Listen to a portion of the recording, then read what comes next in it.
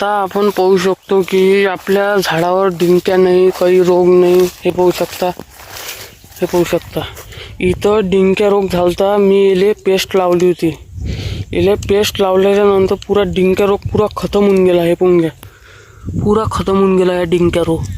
इले काहीच नाही आता. हे तुम्हाला सांगितलं होतं की मी पेस्ट लावा. पेस्ट कोणता आहे मी तो व्हिडिओ टाकला आहे माझ्या यूट्यूब चॅनलवर. शेतकरी मामा नॉलेज ह्या यूट्यूब चॅनलवर टाकला आहे. तुम्ही पुरे व्हिडिओ पहा. तुम्हाला संत्र्याबद्दल साऱ्याबद्दलचे तुम्हाला व्हिडिओ दिसन ते पुरे पहा. हे पाहून घ्या, डिंक्या रोग पुरा गेलेला आहे. आणि मेन गोष्ट म्हणजे अशी आहे की याला मी काय काय लावलं. गाईचं गोमूत्र घेतलं 1 लिटर आणि चुना घेतला मी थोडाफार. म्हणजे जितक्या झाडाला तुम्हाला म्हणजे डिंक्या रोग आहे तितक्या झाडाच्या नुसार तुम्ही घेऊ शकता. तर हे पाहू शकता तुम्ही. 1 लिटर गोमूत्र घेतलं, त्याच्यात चुना घेतला मी 2 मुठा आणि मोरसून घेतलं मी 1 मूठ. आणि त्याच्यानंतर मी कीटकनाशक प्रोफेसवर मी टाकलं होतं याच्यात. ते पुरं घट्ट केलं. घट्ट केल्यानंतर मी इथं लावलं हे खरडून. हे सप्पा करून मी हे लावलं. तर हे पाहून घ्या, डिंक्या रोग पुरा गेलेला आहे याचा आपल्या झाडावर. आता काही राहिलेलं नाही आहे. आता आपण पाहूया हे बगीच्यातलं तण. बगीच्यातलं तणानं तुम्ही म्हणता की कोणतंही औषध मारलं आपण तणनाशक किंवा कोणतंही तर आपल्या झाडावर परिणाम होते. परिणाम होत नाही. मी मारलं मिरा 71. मिरा 71 मध्ये मी टाकलं आपलं कांद्यावरलं ग्रायशेल म्हणजे गोल्ड. ते टाकलं मी 10 मिली आणि 60 मिली टाकलं मिरा. आणि त्याच्यानंतर मी टाकलं मिराच्या नंतर मी टाकलं स्टिकर म्हणजे स्टिकर टाकल्यानं म्हणजे पाणी जर आलं तर आपला फवारा धुतल्या जाते. त्याच्यानं स्टिकर टाकल्यामुळे तो फवारा काही ना काही चिपकून राहते पानाले.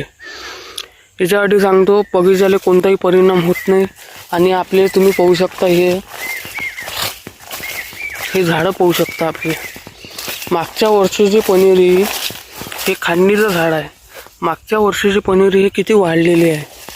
वाढण्याचं कारण जे आहे याची सोय जी आहे अतिशय चांगली सोय आहे.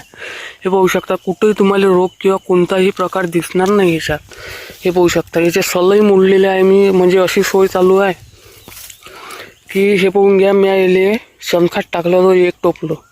शेणखत तुम्ही टाका तर मुरलेलं टाका, म्हणजे असं पुरं पावडर झालं पाहिजे शेणाचं.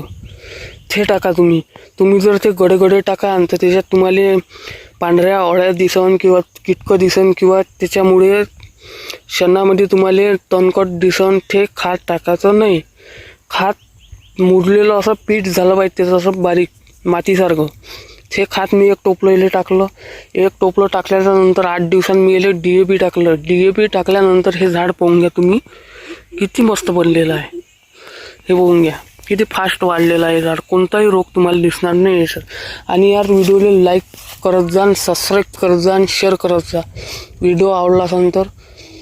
आणि हे तण पाहून घ्या आपलं पुरं चिमून राहिलं आता आणि काही जळून राहिलं कहून याच्यात मी टाकलं होतं गोल्ड. त्याच्यानं हे जळून राहिलं तण. आता पहिले तण हे जळते म्हणजे पुरं वाळून टाकते. त्याच्यानंतर हे काही दिवसानं हे मरते. धन्यवाद. तुम्ही तणनाशक मारायला असाल तर मारा, कारण का याच्यात काही दुष्परिणाम होत नाही. धन्यवाद.